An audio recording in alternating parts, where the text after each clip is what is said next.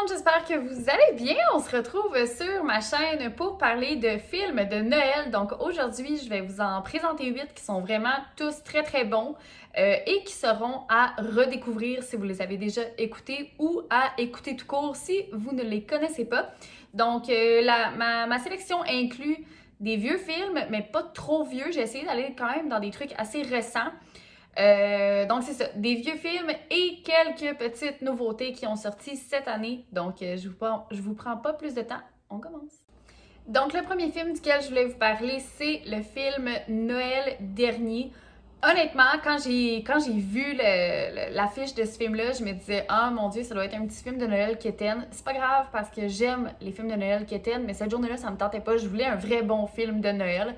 Mais j'ai quand même donné sa chance et j'ai été étonnamment surprise. C'est vraiment un bon film de Noël. Zéro quétaine. En tout cas, pour ma part, je trouve pas que c'est quétaine. Dans ce film-là, il y a aussi une super belle évolution du personnage principal. Et même si l'histoire, elle n'est pas centrée directement sur Noël, on y sent vraiment beaucoup la magie du temps des fêtes. Et je crois que c'est ça qui fait de ce film un excellent film. Donc, pour ceux qui n'ont jamais vu ce film-là, c'est l'histoire de Catalina. On va dire Kate, ça va être plus facile. Puis je pense qu'elle se fait appeler Kate dans le film, si je me trompe pas. Qui a une vie là, vraiment désordonnée. Elle n'est pas du tout à ses affaires. Elle n'a pas de domicile fixe. Elle est en chicane avec sa famille. Elle parle plus avec ses parents. Elle se met tout le temps les deux pieds dans le trouble. Ça n'a aucun sens. Là, sa vie, c'est mauvaise décision par-dessus mauvaise décision par-dessus mauvaise décision. Et elle travaille dans un magasin où est-ce qu'ils vendent des articles de Noël. Puis soit dit en passant, elle a porté une attention particulière au magasin. On le voit vraiment souvent là, dans le film. C'est tellement beau, c'est tellement féerique. Là, ça donne tellement envie d'aller magasiner ces petites décos là-bas. Ça n'a pas d'allure.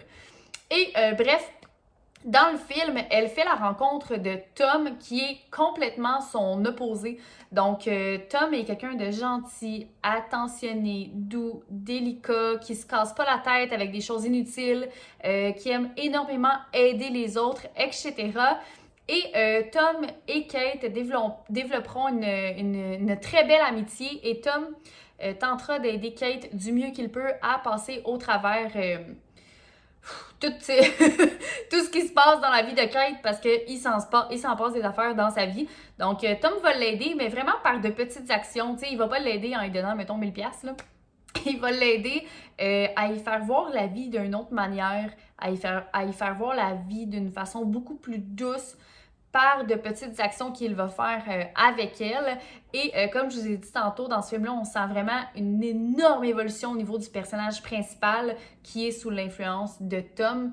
Et bref, c'est vraiment un film extrêmement mignon. Je l'ai vraiment beaucoup aimé. Et comme encore une fois, je vous ai dit tantôt, on sent la magie de Noël dans ce film-là et c'est ce qui le rend fabuleux. Donc, si jamais vous voulez l'écouter, il est disponible sur Netflix et vous pouvez l'écouter en français. Le deuxième film de ma sélection duquel je voulais vous parler, c'est L'amour en vaut la chandelle. Je suis convaincue que 95% des gens qui écouteront ma vidéo vont l'avoir vu, mais c'est pas grave, je tenais à en parler quand même d'un coup qu'il y aurait des gens qui ne l'auraient pas vu. Donc, ce film-là n'a pas tellement rapport avec Noël, n'a pas tellement rapport avec la magie de Noël. Par contre, ça se passe à Noël. Donc, on l'aime pour ça, on apprécie les décors. Et l'actrice principale dans ce film-là est nulle autre que Nina Dobrev. Et on s'entend que depuis Vampire Diaries, elle n'a pas fait énormément de productions, elle en a fait quelques-unes, mais pas énormément, donc j'étais super contente de la retrouver dans ce film-là.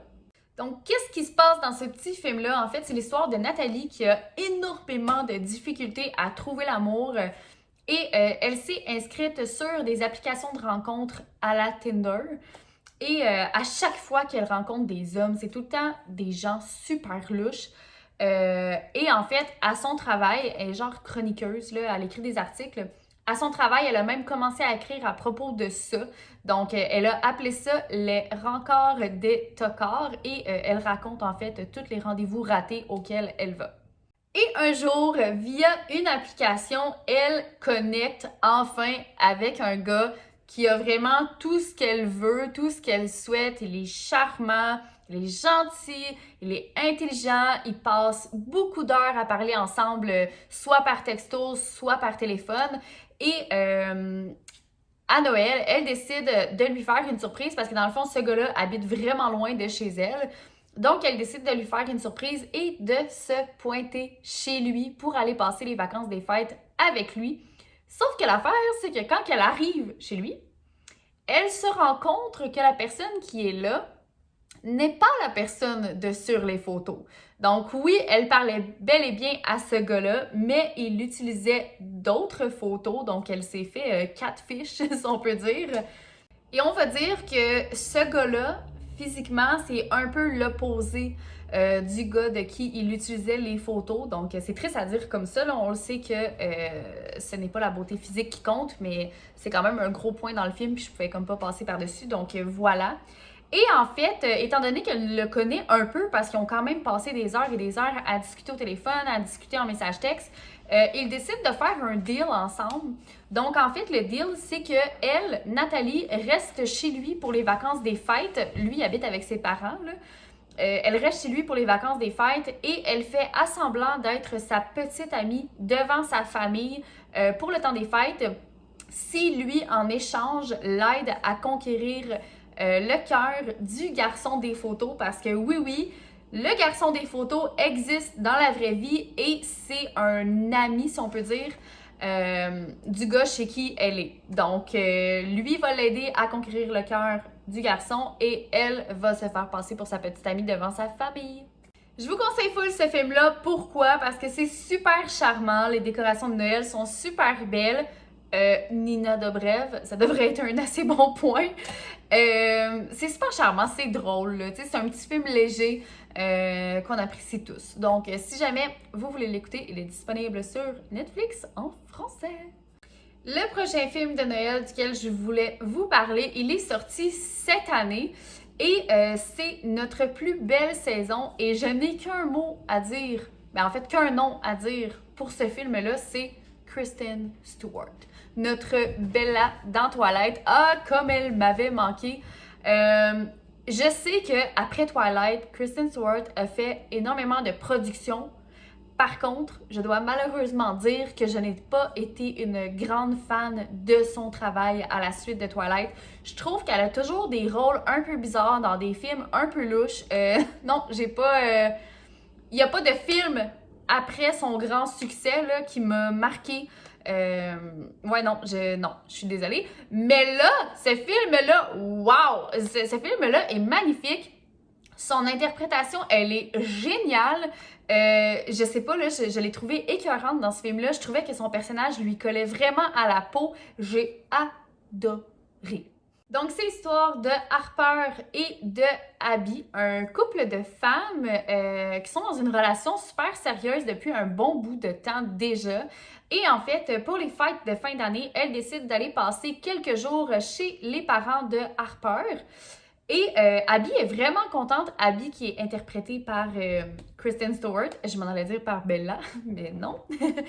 Donc Abby, elle est vraiment contente parce qu'elle va enfin rencontrer sa belle famille, la famille de sa blonde.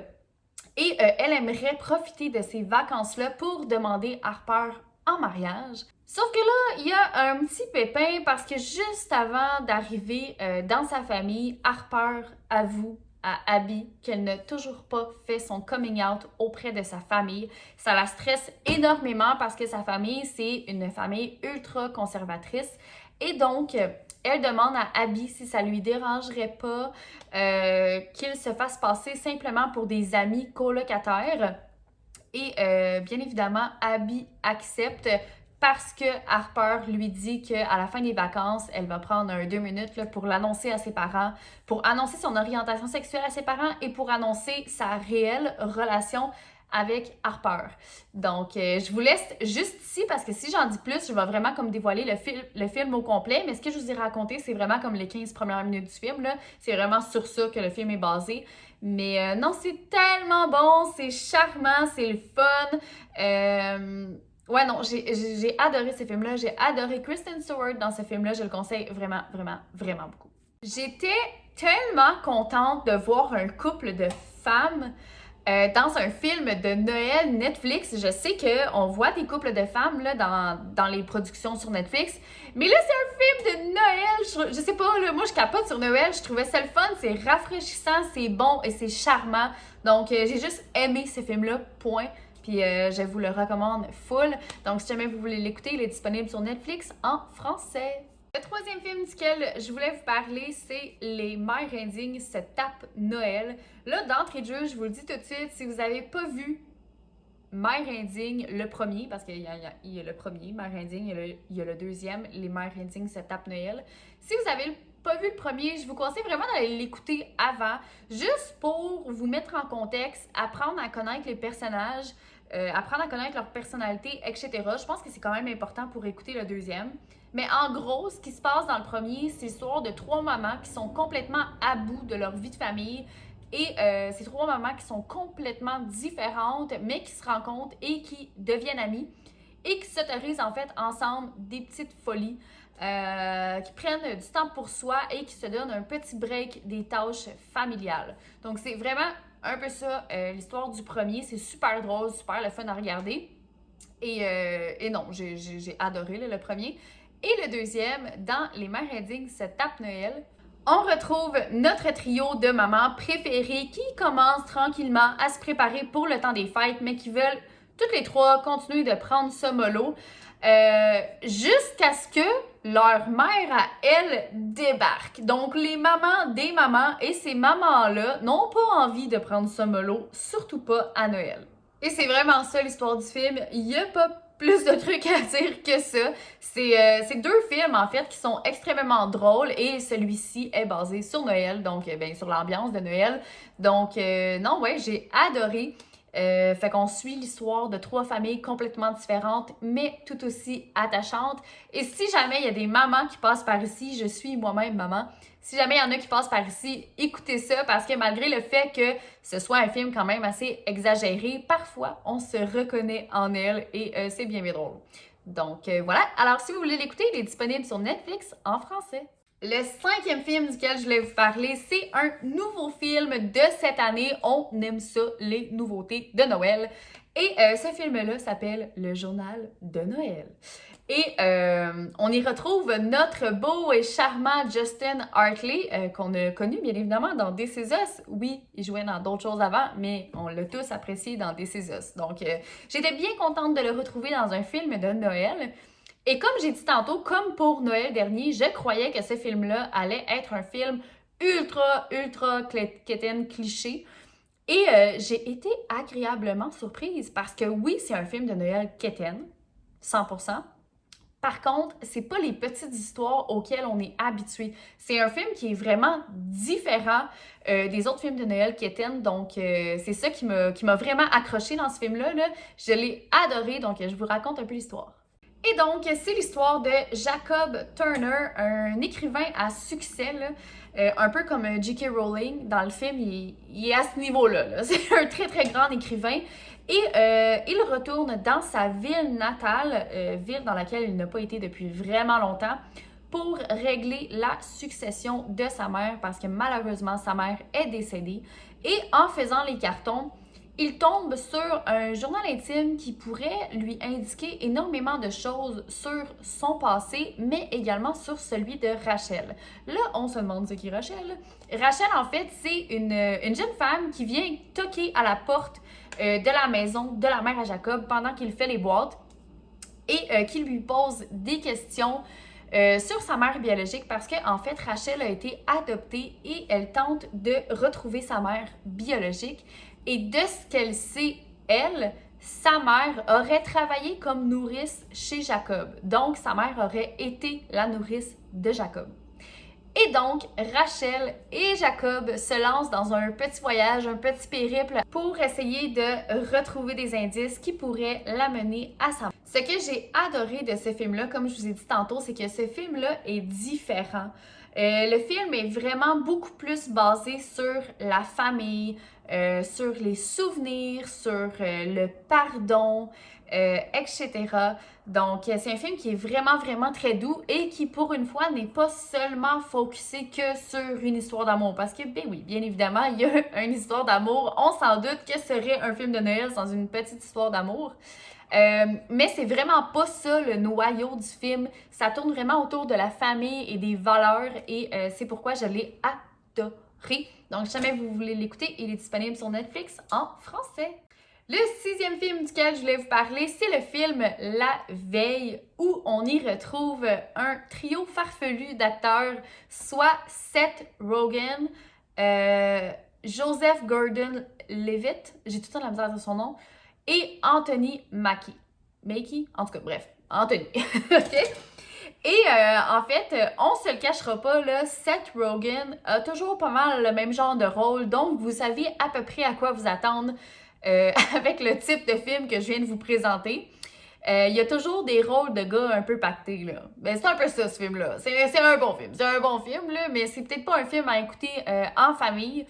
Parce que, en fait, c'est l'histoire d'un trio d'amis qui, depuis 10 ans, passent la veille de Noël ensemble dans une nuit de débauche incroyable. Tu sais, ils fêtent Noël à fond, la caisse, les 3 amis ensemble.